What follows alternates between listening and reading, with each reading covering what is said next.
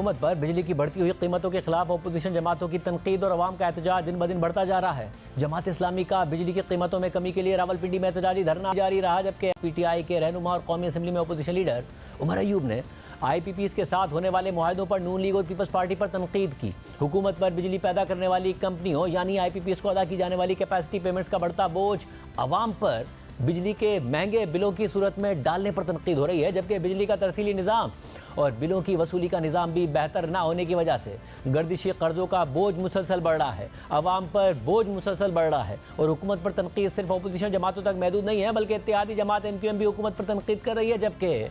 साबिक निगरान हुकूमत में शामिल अहम वज़रा भी IPPs के साथ होने वाले मुआहदों पर तनकीद कर रहे हैं, उन्हें मनसूख करने तक की बात कर रहे हैं, उन पर दोबारा से मुज़ाकरात करके नए मुआहदे करने का मुतालबा कर रहे हैं। इस हवाले से गुज़िश्ता हफ्ते वज़ीर ख़ज़ाना मोहम्मद औरंगज़ेब और वज़ीर पावर डिवीज़न उवैस लगारी ने चीन का दौरा किया और चीन से कर्ज़ों की रीप्रोफाइलिंग पर बात की गई। जंग और द न्यूज़ में मेहताब हैदर की खबर के मुताबिक पाकिस्तान को चीनी बिजली के कारखानों को 2036 तक 15.4 अरब डॉलर अदा करने हैं और पाकिस्तान इस अदायगी की मुद्दत में 5 से 8 साल की तौसी चाहता है, जबकि वज़ीर पावर डिवीज़न उवैस लगारी के मुताबिक रीप्रोफाइलिंग के नतीजे में बिजली की लागत में जो भी कमी आएगी, इसका फ़ायदा बिजली की फ़ी यूनिट कमी की सूरत में आवाम को पहुँचाया जाएगा। वज़ीर पावर डिवीज़न के दौरा चीन में क्या बातचीत हुई और क्या हुकूमत बिजली की कीमतों पर आवाम को कोई रिलीफ दे पाएगी, इस हवाले से बात करेंगे। खुद हमारे साथ मौजूद हैं वफाकी वज़ीर बराह पावर डिवीज़न उवैस लगारी साहब। उवैस लगारी साहब, बहुत शुक्रिया हमें ज्वाइन करने के लिए। फाइनेंस मिनिस्टर ने प्रेस कॉन्फ्रेंस की, उन्होंने कहा कि चीन से ज़रूर बात हुई है, रीप्रोफाइलिंग के हवाले से ये नहीं बात हुई कि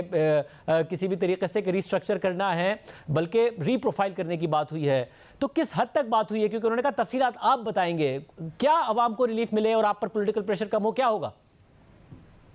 शाहजेब भाई, बहुत शुक्रिया आपने मुझे इनवाइट किया। देखिए, चीन से जो हमारे इस वक्त मुज़ाकरात हुए हैं बीजिंग में जाके, वो सिर्फ एक हिस्सा है हमारी कीमतों को कम करने वाले एफर्ट्स के ऊपर। और भी बहुत सारी ऐसी चीज़ें हैं जो हम मुल्क के अंदर भी अपनी एडमिनिस्ट्रेटिव और बेहतर गवर्नेंस की जी सतह के ऊपर जिसको इनिशिएट कर चुके हैं, जिसमें प्राइवेटाइजेशन भी है, जिसमें ट्रांसमिशन की बेहतरी से भी 2-2 रुपए फी यूनिट की कमी आ सकती है।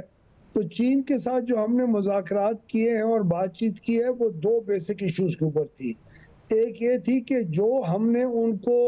इन चीनी प्लांट्स को के जो कर्जे हैं उनको पे जो करना है, उनकी पेमेंट के जो स्केड्यूल्स हैं उसको हम रीप्रोफाइल करें, ताकि बजाय एक ख़ास अरसे के अंदर बैक करने के वो अरसा ज़रा लंबा हो जाए, ताकि हर साल का जो बोझ है हमारे कंज्यूमर्स के ऊपर रिड्यूस हो जाए, नंबर 1। दूसरा हमने किया है कोल की कन्वर्जन के ऊपर, जो आपने पहले भी मुझसे सुना होगा कि पाकिस्तान के अंदर 3 ऐसे CPEC के प्लांट्स हैं जो बाहर मुल्क का कोयला इस्तेमाल करके बिजली पैदा करते हैं। और उसके बजाय अगर पाकिस्तानी थर कोल का कोयला इस्तेमाल किया जाए तो हमारी जो एनर्जी कॉस्ट है वो 23 रुपए यूनिट से नीचे गिर के उन प्लांट्स की 7 रुपए यूनिट के ऊपर आ जाती है। तो ये बहुत बड़ी एक स्टेप्स होंगे, लेकिन कोयले की कन्वर्जन तकरीबन 2-3-4 साल का प्रोजेक्ट है, क्योंकि एक प्लांट आफ्टर दी अदर आपको करना पड़ेगा। लेकिन जो डेट रीप्रोफाइलिंग है उसका असर बहुत जल्दी हो सकता है कि अगर हमारी बैंक्स के साथ रीप्रोफाइलिंग की बातचीत कामयाब हो गई और चीन और पाकिस्तान के अंदर ये अंडरस्टैंडिंग डेवलप हो गई, जिसकी मुझे बहुत उम्मीद लग रही है कि वो बहुत पॉजिटिव थे कि पाकिस्तान का एनर्जी सेक्टर के अंदर कीमतें बिल्कुल अनसस्टेनेबल हैं और उनको सस्टेनेबिलिटी की तरफ लेके जाना चाहिए। अगर उनको भी इस बात का इदराक है तो जो रफ एस्टिमेट्स आते हैं वो ज़ाहिर है, अब अगर एग्जैक्ट कैलकुलेशन आपके पास है तो आप बता दीजिएगा, वो ये कि प्रोफाइलिंग हो जाती है तो 3 से 4 रुपए का बेनिफिट हो सकता है जो पर यूनिट कॉस्ट है। इसके अलावा अगर कोल कन्वर्जन हो जाती है तो उससे भी 3 से 4 रुपए का इम्पैक्ट आ सकता है, मगर वो ज़ाहिर आप बता रहे हैं कि वो मीडियम टर्म का काम है। कितनी उम्मीद है कि वो कितनी जल्दी जवाब दे देंगे और कितनी जल्दी ये काम हो जाएगा और क्या इम्पैक्ट आएगा इसका? शाहजेब भाई,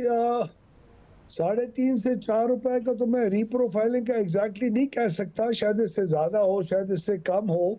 लेकिन आप तकरीबन रफ फिगर्स में क्लोज बाय हैं। लेकिन हमें उम्मीद है कि जब ये होगा तो इस तरह जरूर हो सकेगा,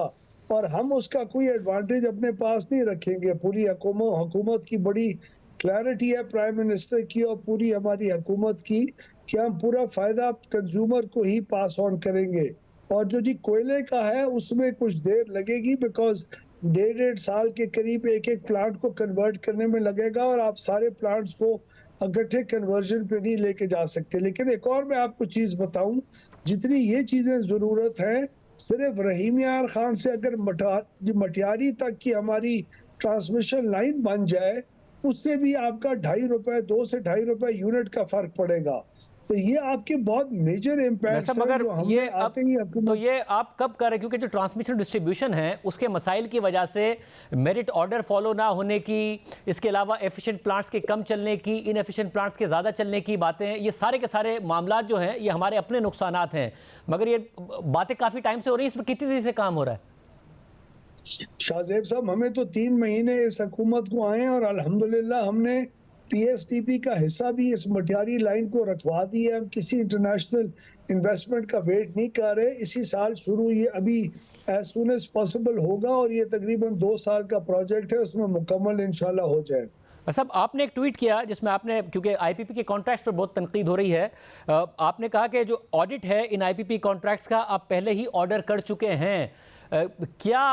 उसके पैरामीटर्स हैं ऑडिट के और कब तक उसकी रिपोर्ट आ जाएगी? नहीं जी, ऑडिट का जो था वो ऑडिट पिछली हुकूमत ने नहीं होने दिया इमरान नियाजी साहब की, और वो सीधा आर्बिट्रेशन के अंदर इस मामले को ले गए। मोहम्मद अली की जो रिपोर्ट थी, उस रिपोर्ट के अंदर खुद उसने लिखा है कि मेरे पास जो फिगर्स हैं वो हाफ बेक्ड है, उनके ऊपर मजीद तहकीक होने की जरूरत है। बदकिस्मती से इस रिपोर्ट का जो इतना जिक्र किया जाता है, लेकिन उस वक्त की हुकूमत ने उस रिपोर्ट के आने के बावजूद अपनी काबीना से आर्बिट्रेशन के अंदर ले गए, जिसके प्रोसेस को हम रिव्यू कर रहे हैं और हम चाहेंगे कि रेगुलेटर इंशाल्लाह हर हाल में हमारे जो प्लांट्स हैं उनका जो खास तौर पे ऐसी उस रिपोर्ट में जो थे उनका फौरी तौर के ऊपर पूरा फोरेंसिक ऑडिट करे। लेकिन आपको इंशाल्लाह शायद बेहतर खबरें आपको मिलेंगी। हम लोगों ने खामोशी के साथ बगैर कुछ ढंडोरा पीटे बहुत काम किया है 3 महीने में, और हम 94 और 2002 के जो आरएफओ प्लांट्स हैं उनको हम इंशाल्लाह उन प्लांट्स का कुछ ना कुछ हल जरूर निकालेंगे, जिससे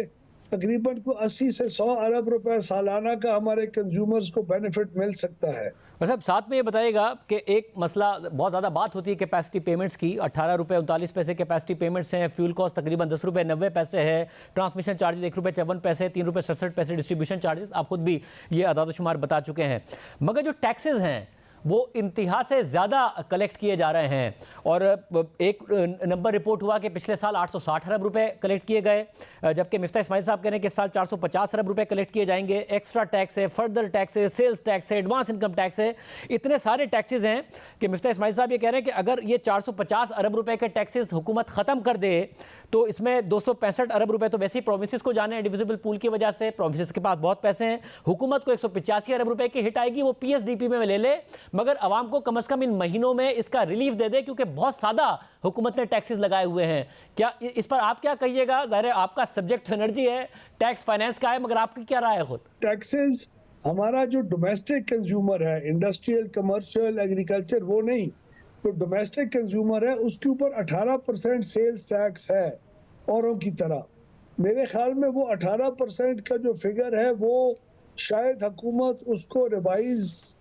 करना चाहे, क्योंकि वो 18% ऐसा है जो रीजनल